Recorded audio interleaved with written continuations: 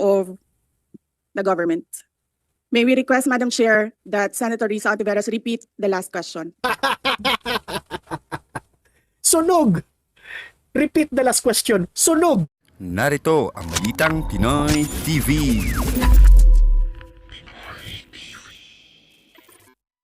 Magandang araw sa atin lahat mga kababayan. Dito na naman tayo sa another episode ng ating vlogs. Pag-uusapan natin ngayon, ito po, no? Kanina, napanood natin yung hearing ng budget, no, for 2025. Matindi itong nangyari kanina sa Senado. Dahil itong si VP Sara Duterte, lahat, para sa tingin ko lahat-lahat ng mga binabato kay VP Sara, doon niya sa Senado inilabas lahat. Okay? At talagang sunog na sunog itong si Riza Hontiveros. Napahiya siya dito kay VP Sara. Grabe nga, so satisfying. Dito ko talaga nasabi na my vice president will be the next president this coming 2028. Grabe yung ginawa ni VP Sara kanina. Nakakahanga po yung ginawa ni VP Sara. Sobrang nakakabilib, no? Lahat ng mga senador doon na sumali doon sa hearing na yon, na-shock lahat sa ginawa ni VP Sara. Nakakabilib, nakaka-inspire yung mga sinasabi ni VP Sara. Yung ginawa niya kay Hontiveros, sunog si Hontiveros. 'Di ba? Matatandaan natin, marami itong mga statement itong si Hontiveros na ginawa niya kay VP Sara, no? Tinitira niya on social media itong si Hontiveros. Pero si VP Sara, tahimik lamang po itong si VP Sara. Pero sa tingin ko parang sinabi ni VP Sara, wait ka lang Hontiveros. I will answer that one sa tamang araw, sa tamang lugar. O ayan, sinagot siya. Lahat ng mga batikos niya sa social media, doon inilabas ni VP Sara. At meron pang linabas si VP Sara na revelasyon. Ang kakapal pala ng mukha nitong Hontiveros na ito. Humingi ng tulong sa kanya. Namumulitika Kasi yung una nating pag-uusapan itong si VP Sara kay Hontiveros sa Senate hearing. This is an example of politicizing the budget hearing. Mamaya matindi yan, ipapakita ko yan at magre-react tayo dyan. Pangalawa nating pag-usapan, itong ang patungkol sa security ni VP Sara, sa Office of the Vice President, napupolitika rin. At nabanggit yan doon, nakapag-express si VP Sara talaga sa kanyang mga hinanaing patungkol dyan sa kanyang security issue at nung nandun siya sa airport. Okay? Lahat doon, namangha yung mga senador. Talaga, the way I feel, kinampihan siya ng mga senador. No? Napahiya nga si Hontiveros doon Di ba? So yun ang mga pag-usapan natin, yun ang ipapakita ko mamaya, yung umiinit na hearing kanina. Pero bago ang lahat, bago natin ito pag-uusapan, help me po na i-like muna at saka i-share itong ating video para guys kakalat ito sa taong bayan. Okay? Importanteng mag-like and share. Ready? Sabay-sabay tayong mag-like and share Facebook at YouTube. 1, 2, 3, go. Thank you very much. And also guys, sa mga hindi pa naka-follow at subscribe, paki-subscribe, follow para lagi kayong updated sa mga balita na kagaya nito at ma-notify ang inyong mga cellphones kung meron tayong breaking news nakagaya nito. Okay? So sabay-sabay muna tayong mag-follow at saka subscribe Facebook at YouTube. Sa mga hindi pa naka-subscribe, 1, 2, 3, go. Ayan, thank you very much. So okay, so simulan na natin kaagad, okay?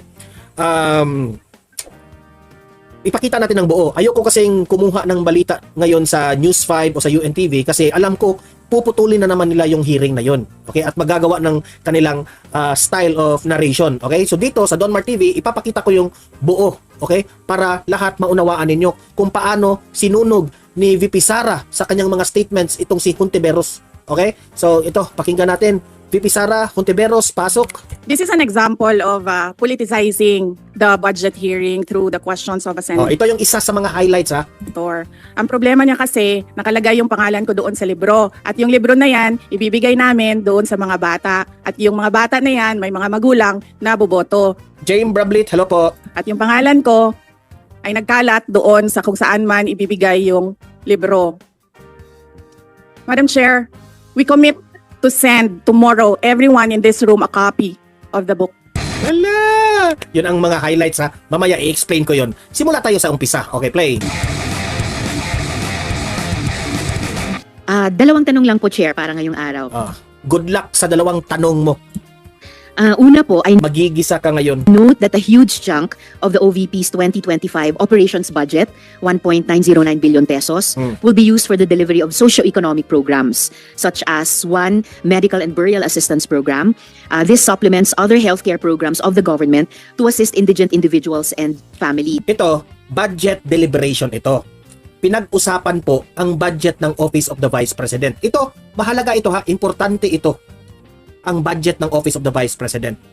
Kasi, dapat magpapaliwanag ang ating Vice Presidente o mag-report kung ano yung mga previous na mga ni-request na budget and at the same time, ano yung pwedeng gawin ng mga Senado at Kongreso para naman matulungan ang Office of the Vice President. Alam naman natin, ang ating Vice Presidente, marami rin itong mga gustong gawin. So, kailangan ng budget. So, itong mga budget na ito, kailangan talaga tatargetin at susuplakin ni VP Sara ang pag-explain. Okay? Isa na dito, na-target itong si Hontiveros. Susuplakin ni VP Sara kasi napupolitika yung budget, sa madaling salita, kailangan ni VP Sara na magmatapang dyan sa Senado. Kasi kung lagi kayong inaapakan, mag-aabuso yan Diyan pinakita ni VP Sara sa Senado na hindi nyo kami pwedeng apak-apakan lamang. Ang Office of the Vice President is a serious matter. Office nga of the Vice President yan. Second highest ranking official. Binoto ito ng taong bayan na halos 32 million. Meaning to say, she is loved by the Filipino people. Bago ito she has the right para gumawa ng mga programa para sa taong bayan. She has to give back in return. Binoto siya ng taong bayan. So kailangan magpresenta siya ng budget. Kaya nga, hindi nakatiis po si VP Sara. Talagang binuhos niya lahat ng galit niya. Ako nafe-feel ko yung ano niya yung sentimiento niya na ang for 2 years nananahimik siya. Ayaw niya ng gulo, ayaw na namumulitika dahil is under the shed of the President. And now na hindi na po siya under ng ating Pangulong Bongbong Marcos, heto na, nakapaglabas siya at prangka siya sa kanyang mga hinanaing. Halos nga, ni-reveal ni VP Sara yung mga kabalastugan na ayaw nating makinig. Yung mga pinopolitika po, ang mga budget na ito. Klaro yan nagre-real talk naman si VP Sara. And one of the highlights doon, nung pinag-usapan na ang kanyang security na sinabi niya, hindi ako plastic, Hontiveros. Napahiya ka. Mamaya, tingnan nyo. For 2025, 771.445 million will be allocated for the program. Sa loob niyan, 600 million pesos for medical assistance and 171.445 million for burial assistance, which are, Madam Chair, very similar to the medical assistance to indigent. Alam niyo, si Hontiveros dyan may gusto siyang mapatunayan dyan kay VP Sara. Binanggit niya lahat yan That is the Office of the Vice President na mga yung mga programa ng Vice Presidente. Okay? Tingnan nyo. Financially Incapacitated Patients Program o MAIF-IP of the DOH and DSWDs, Assistance for Individuals in Crisis Situations or AICS. Pangalawa, disaster operations, which aims to provide relief goods to disaster-stricken areas not commonly reached by other agencies. Para doon 101.644 million pesos and is also similar doon naman sa Disaster Risk Management Program of the DSWD. Third, relief for individuals in crisis and emergencies o providing food boxes or food items to families who are ineligible for OVP's other services. So 50 million pesos, which is also similar to DSWD's AICS. And last, Magnegosyo Taday, livelihood assistance for those with entrepreneurial skills, 150 million. Tingnan mo diyan mo talaga makikita yung mga programa ni Inday VP Sara. Hindi kagaya ng ibang mga programa diyan, ayuda lang. Ito, magnegosyo taday. Tinuturuan po ang taong bayan kung paano magnegosyo. Yan ang tunay na leader. Million pesos, which is also similar to DOLES naman. Diba may kasabihan nga, if you give a man a fish, he will live for one day. But if you teach a man how to fish, he will live forever. Yan ang ginagawa ni VP Sara. Sila ayuda lang Si VP Sara tinuruan ng tao. At binigyan pa ng assistance, mga cash assistance para makapagsimula. Yan ang leader. Hindi na lang umaasa sa ayuda-ayuda na yan. Integrated Livelihood Program o DLIP. So, ang tanong ko po dito, Madam Chair, anong nag-lead sa OVP na mag-consider na i-launch yung ganitong programs? May ginawa bang studies para Alam nyo, yung mga programa ni VP Sara, walang mali. Ha? Walang mga mali ang kanyang programa. Pero ito, pilit niyang tanungin. Okay? Para lang makapagtanong. Para, ano ba, siya, sa lahat ng mga senador dyan, siya lang naman ang ganyan magtanong. Mapapansin mo na talagang pinupolitika na. Inuunti-unting pamumulitika. suportahan yung pagkakaroon ng ganitong programs na parallel naman sa katulad Ito yung type of mga senador na hindi dapat iboto. Ha? Manggugulo lang eh. at existing programs ng iba't iba nating line agencies, Madam Mamaya, good luck sa iyo, Hontiveros, kung anong gagawin ni VP Sara. Chair. Yes, Madam Chair. Thank you. Noong ako po ay nangampanya, 3 lang po yung sinabi ko na plataforma. Una po, trabaho. Pangalawa po, edukasyon. At 3, mapayapang pamumuhay para sa ating mga mamamayan. Doon Correct. pumasok po kami sa Office of the Vice President. Bago siya nagsimula ha, pinapaalala niya ang Senado at ang taong bayan sa kanyang plataforma nung panahon ng kampanya. Meaning to say, kung ano yung sinabi niya, gagawin niya. Hindi siya kagaya nitong ating presidente ngayon, maraming mga promises na hindi natupad. Nire-remind niya na kanyang mga plataforma sa kanyang pagkampanya, gagawin niya o nagawa na. Tiningnan po namin ang mga pinakamaraming requests ng ating mga kababayan. Una-una po, ang lagi po naming natatanggap na request ay medical and burial assistance. Pangalawa po, Okay. Kasi ako, saksi ako dyan ha. Kasi yung kapatid, yung brother ng asawa ko, nakapaghingi kami ng cash assistance pang hospital. That's why isa akong titistigo dyan, VP Sara. Maraming salamat, Vice President. ay financial assistance. Pangatlo, lagi silang humihingi ng tulong sa pagkain. At pang-apat, very recently, sa tali ng mga requests, no?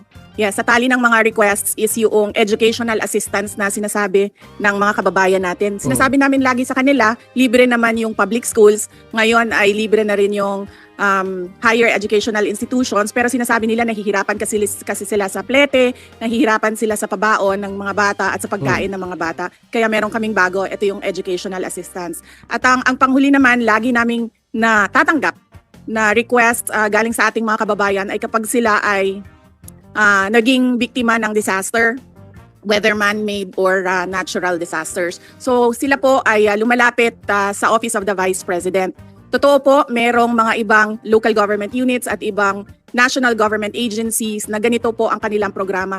Pero po, nung ako ay umupo as a Vice President, I took an oath, and doon sa oath, I said that I will do justice to every man. So hindi po kami po Malalim yun ha. I will do justice to every man. Malalim yun. Meaning to say, ipagtanggol po ni VP Sara ang bawat isa sa ating Pilipino. Kung meron man mga government officials na hindi tayo ma-serve ng mabuti, yan ang ibig sabihin. Generalize yan ni VP Sara. He is there to protect the Filipino people. Bigyan niya ng hustisya ang bawat Pilipino na aabusuhin nitong mga gahaman sa kapangyarihan, yung mga nanakaw na mga government officials, yung mga may payong sariling interest. Yan ang ibig sabihin niya sa pagkakaintindi ko dyan pwedeng humindi sa mga tao na humihingi ng tulong, lalong-lalo na ay kaparte ng gobyerno ang Office of the Vice President. Correct. Salamat, VP. Sige ka niyan. Hintay ka lang, Hontiveros. Madam Chair. Sabi nga ng VP, Madam Chair, libre na yung public school, libre na rin yung higher education, bagamat ni-note nila na sinasabi ng mga nagre-request na nahihirapan pa rin sila sa ilang mga programs na nakalodge sa ilalim ng libreng edukasyon na iyan. Kaya nga kinonsider nilang mag-launch ng ganitong mga katulad na programs. Iko-consider ba ng VP na i-lodge na lang yung mga budgets nitong mga programa doon na lang sa mga line agencies natin, tapos mag-request na lang ang OVP ng allocation para in sync sa priorities ng executive department sa halip na magkaroon pa ng Alam mo, Hontiveros, mag-Vice President ka muna bago mo turuan si VP Sara. Busy presidente yan. Mas magaling pa yan sa iyo. Bakit mo turuan? Alam ko, nagsasuggest ka. Pero, ang plastada kasi ng statement mo dyan, parang gusto mong mag-suggest kay VP Sara para magmukha kang mas magaling pa kay VP Sara. Pero hindi. Ha? Hindi. Ano lang yan? Yung sinasabi mong para in sync yung mga ganon ganyan? Wala. Useless yan eh. The same pa rin yan. Gusto mo lang talaga magbida-bida. Yun ang pagkaintindi ko dyan ha. Gusto lang niya magbida-bida. Gusto lang niya basta makapag-suggest lang siya para magmukha siyang mas matalino pa sa Vice Presidente. Hello, ang layo mo, Monteveros. Hiwalay pero magkatulad naman na programa, Madam Chair. Madam Chair, we only submit the budget and we leave it to the discretion of all the members of Congress to decide on the budget. We can only propose a budget for the Office of the Vice President. Pero magbibigay po ako ng halimbawa kung ganun po ang gagawin natin. Tulad po ng AIX ng DSWD. Kapag meron po kaming Tingnan nyo ha. Pakinggan yung mabuti kung paano nag-backfire kay Hontiveros yung tanong niya. nire-refer o binibigyan ng endorsement ng AIX sa DSWD, kadalasan po nasagot sa amin ay hindi pwede dahil galing yan sa Office of the Vice President at kalaban yan. Minsan po, totoo yan, na pupulitika Ayan ha, nagprangka siya dyan. Pinupolitika. ang assistance para sa ating Again mga ha, ulitin ko na putol. Pinupolitika ang assistance. O, tingnan nyo. kalaban yan. Minsan po, totoo yan, na pupulitika ang assistance para sa ating mga kababayan. Kaya po, uulitin ko, ang mga tao naman kasi hindi sila tumitingin sa politika. Tumitingin lang sila na itong opisina na ito ay opisina ng gobyerno at pwede kaming humingi ng tulong doon. Correct. And so I go back to the oath that I shall do justice to every man at kaya po kami nandito at kaya po kami merong mga ganito na mga projects.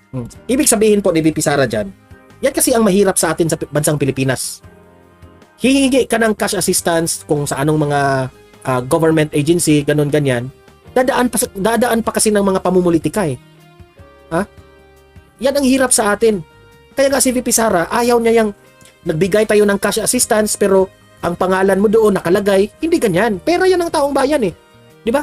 They deserve that money because taxpayer sila. Let's give that back to them in return. Why are these mga politicians using their names? Giving this cash assistance using their names? Ang daming mga politicians na nakilala kong ganyan. Sabi nga ni VP Sara, I will give justice to these people. Sabi nga ng iba, wag yan kasi kalaban yan, wag kang humingi dyan.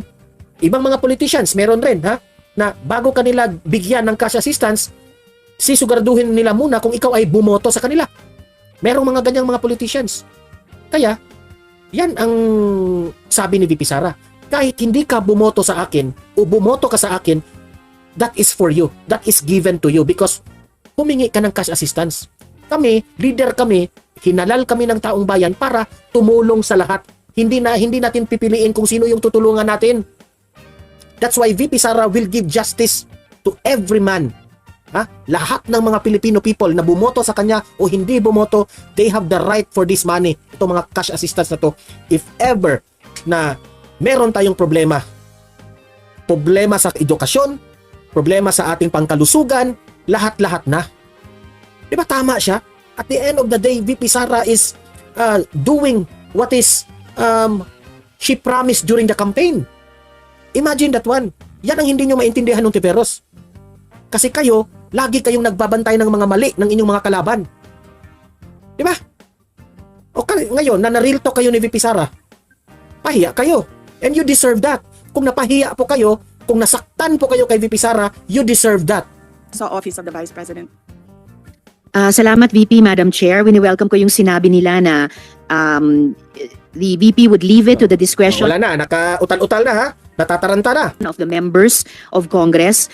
Medyo nagitla ako nung sinabing Natataranta ka. Ano raw siya? Na-shock raw siya. Dahil, prangka ang aming Vice Presidente. Hindi yan plastic Contiveros kagaya ng mga resource person ng iba na mga in-invite mo. minsan pag may Pero nire-refer, sabi ko, magaling si VP Sara. Hindi niya sinasadya ang kanyang pagiging magaling si VP Sara, hindi niya sinasadya yan. Kusang naging magaling siya kasi prangka siya, hindi siya plastic. Kung ano yung katotohanan, doon ang ganyang mga sinasabi.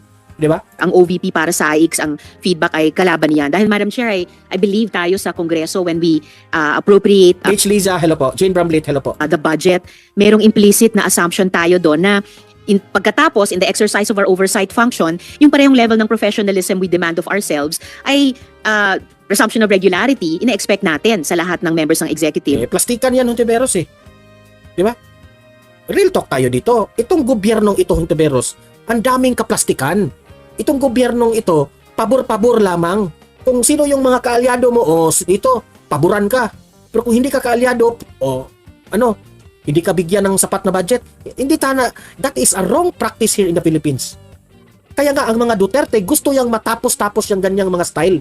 Dahil sa panahon po ni former President Duterte, sino yung nanghingi ng budget? Hala, sige kayo. Bigyan kayo ng budget. Naiiwan na nga yung Davao eh. Kasi may delikadesa itong si Presidente. Tingnan nyo ang mga airport sa Pilipinas. Tingnan nyo ang airport sa Cebu, sa Manila, kung ano yung mga airport ninyo. High-tech na yung ibang airport. Pero ang airport sa Davao, wala, behind. Nabibehind. Dahil ayaw po ni former President Duterte na magmukhang pabor siya sa Davao. Ganyan ang mga Duterte. Kaya nga, kung meron tayong mga budget hearing, ganito, magpo-propose, bigyan ng sapat na budget ang tama. Hindi ka kalyado ko. Hindi ka tabigyan ng budget ng masapat na budget. Mali yan. Let's cut that practice. Yan ang ibig sabihin ni VP Sara dito. Kaya nga sabi niya, I want, ibigay ko ang tamang hustisya sa mga taong ito.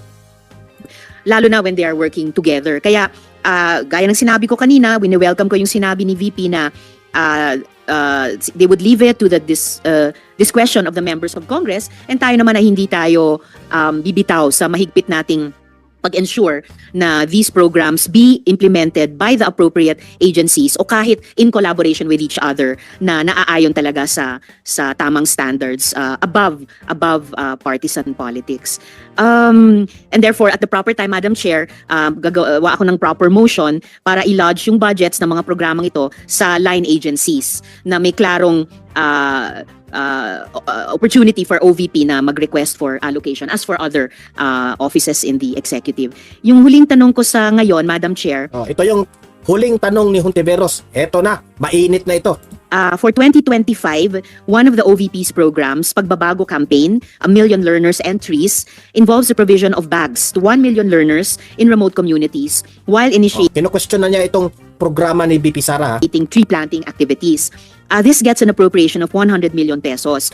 Ito yung pautot niya ha. Magbabanggit ng mga million pesos na budget, ganyan ha. Yan ang pautot para magbuka talagang malaki ang budget ng Vice Presidente. Part of this campaign is an allocation of 10 million pesos for the distribution of Isang Kaibigan Books, a children's book authored by the VP. Si VP Sara naman na nakikinig kay Hontiveros, alam na niya. Ha? Parang papunta na doon eh. Questionin. Okay. Pwede po bang sabihin ni VP sa atin? Mamaya ha, kasi naghang dito na part. Sige. Tin nyo lang. Ito rebuttal and rebuttal. Kasi naghang yung kanilang internet connection at this time while More nag-record. tungkol sa librong ito. Here, let me make a rebuttal and another example of politicizing the budget Ito na ha. Another politicizing the budget. of the government. Ito pong sinabi ni Senator Risa Hontiveros na at the proper time she'll make a motion to lodge the budget, the requested budget of the OVP to the other agencies. Let me just quote Senator Risa during the Akbayan Congress. Good luck sa inyo. Alam ko po na ang daming kalat ni Duterte, nahirap tayo. Binabasa po ni VP Sara ang pambabatikos ni Risa Hontiveros during the Akbayan. Yung nag-launch sila sa kanilang plano, itong Akbayan na party list na ito. Di ba? Tinitira ni Hontiveros itong si VP Sara. Ini-example po ni VP Sara. Kung nakaintindi. Kasi sabi ng iba, si VP Sara, ang layo ng mga sagot ni VP Sara doon sa hearing. Hindi po malayo. Hindi malayo ang mga pinagsasabi ni VP Sara. Bakit niya binanggit yan? Alam niyo ba kung bakit? Ini-emphasize po ni VP Sara na itong gobyernong ito, ang daming kadramahan, ang daming mga pamumulitika. So, ito, in-example niya na ito yung style na pamumulitika nila. Okay? Eto, tingnan nyo. Akbayan Congress. Alam ko po na ang daming kalat ni Duterte, nahirap tayong Si VP Sara, si Hontiveros ang nagsasabi niya na binasa niya. linisin. Ang kadiliman noong panahon niya ay talaga namang nanuot sa ating lipunan para man sa na napakahirap tanggalin. At habang ang anak niya ay may kapangyarihan pa, hindi magiging madali ang ating laban. While VP Sara is in power, the threat of a full-blown Duterte comeback is still a very real and present danger. For one, they are supported by one major superpower, China. So Sa poll ka, Hontiveros, that is an example of politicizing the budget. politicizing the budget. Pahiya ka. Sinabi mo yan eh. Sinabi mo yan. Si VP Sara, wala siyang hindi siya nag-answer directly dyan. Pero sabi ni VP Sara, may araw ka lang sa akin, Hontiveros, sa mga pinagsasabi mo. O, ito na yung right time. Dito niya in-answer. Dito siya rumesback sa Senado. Pahiya ka. Di ba? Napahiya ka. Sunog ka. Of the government. May we request, Madam Chair, that Senator Risa Ontiveros repeat the last question. Sunog. Repeat the last question. Sunog ka. 'Di ba? Sarcastic 'yun pero sa tamang paraan. Ito na nga mga kabalita. Ano na ang masasabi nyo patungkol sa balitang ito? Please comment down below mga kabalita. Pag-usapan natin yan sa comment section. At kung di ka pa nakasubscribe sa ating channel, baka naman